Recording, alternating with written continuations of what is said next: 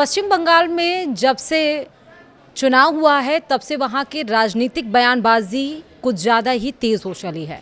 इस वीडियो में बात बंगाल की राजनीति की। आखिरकार किसने कह दिया कि अब बहुत हो गया, बोलने दीजिए। टीएमसी के वो 3 विधायक कौन हैं जिन्होंने ममता बनर्जी और अभिषेक बनर्जी को जमकर झाड़ा है? इस वीडियो में बात हम इसी मुद्दे पर करेंगे। नमस्कार, आप देख रहे हैं न्यूज़ 18 का डिजिटल प्लेटफॉर्म। मैं हूं आपके साथ श्रुति श्रीवास्तव। तृणमूल कांग्रेस पर हमेशा से आरोप लगते रहे हैं कि पार्टी अध्यक्ष ममता बनर्जी और उनके भतीजे और पार्टी महासचिव अभिषेक बनर्जी किसी को कुछ भी बोलने नहीं देते हैं। मंगलवार को ममता बनर्जी की ओर से बुलाई गई नवनिर्वाचित विधायकों की बैठक में यह परंपरा टूट गई। टीएमसी के 3 वरिष्ठ विधायकों ने ताबड़तोड़ ममता बनर्जी और अभिषेक बनर्जी को झाड़ा, लेकिन दोनों ने कोई विरोध तक नहीं किया, बल्कि चुपचाप सुनते रहे। ऐसा क्यों हुआ वो हम आपको इस वीडियो में बताएंगे, विस्तार से समझिए। दरअसल पश्चिम बंगाल चुनाव हारने के बाद तृणमूल कांग्रेस यानी कि टीएमसी में बगावत की अटकलें लगातार बढ़ती जा रही हैं।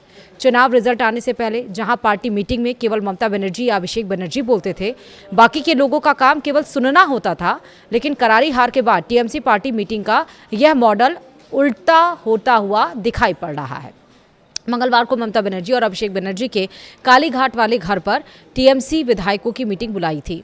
पार्टी अध्यक्ष के बुलावे के बावजूद 80 में से केवल 67 विधायक यहां पहुंचे। 7 विधायकों ने पार्टी मीटिंग में नहीं आने की वजह बताई, लेकिन बाकी के 6 विधायकों ने कोई सूचना देना भी मुनासिब नहीं समझा।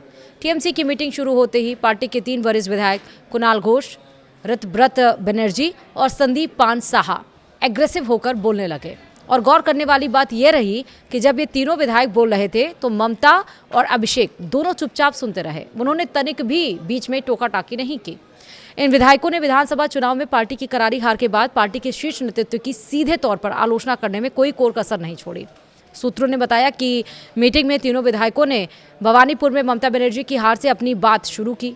कहा कि इस सीट पर 267 बूथों में 207 पर शुवेंदु अधिकारी आगे रहे। अगर हम सही रणनीति पर चल रहे थे तो ये हालात क्यों हुए?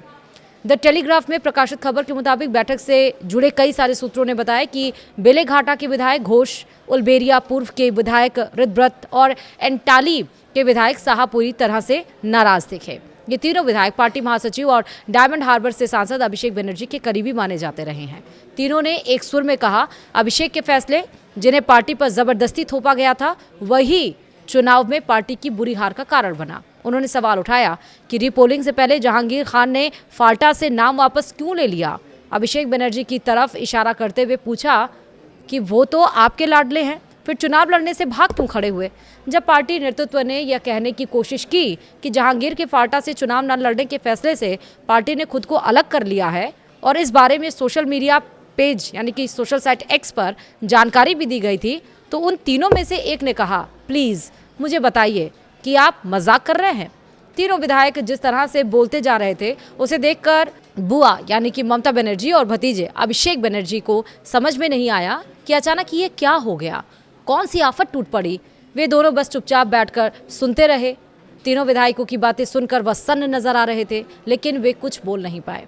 गौर करने वाली बात यह है कि यह सब तब हुआ जब कुछ ही देर पहले ममता बनर्जी ने बड़े बड़े दावे करते हुए कहा कि आने वाले समय में केंद्र की सत्ता से बीजेपी का पूरी तरह से सफाया हो जाएगा। बता दें कि जब भवानीपुर सीट से जुड़े बूथवार आंकड़े सामने आए तो टीएमसी के लिए यह बड़ा झटका था। इन आंकड़ों के मुताबिक जिस सीट पर शुवेंदु अधिकारी ने ममता को 15,105 वोटों से हराया था, वहां 28 बूथों में ममता को 50 से भी कम वोट मिले थे। कुल 267 बूथों में से 207 बूथों पर शुवेंदु अधिकारी से पीछे चल रही हैं। शुवेंदु को 39 बूथों में 50 से कम वोट मिले थे, लेकिन उन्हीं बाकी जगहों पर इसकी भरपाई कर ली गई थी। घोष, ऋतव्रत और साहा की इस तीकड़ी ने कोलकाता नगर निगम क्षेत्र में ही अभिषेक के नाम पर कथित तौर पर मौजूद 43 संपत्तियों की सूची का जिक्र भी किया। मीटिंग में तीनों ने भ्रष्टाचार के इस स्तर की कड़ी आलोचना भी की। यह सुनते ही अभिषेक बनर्जी ने अपने बचाव में कहा, हो सकता है कि ये संपत्तियां किसी और अभिषेक के नाम पर हों, लेकिन तीनों विधायकों ने एक ना सुनी और अपनी बात कहते रहे।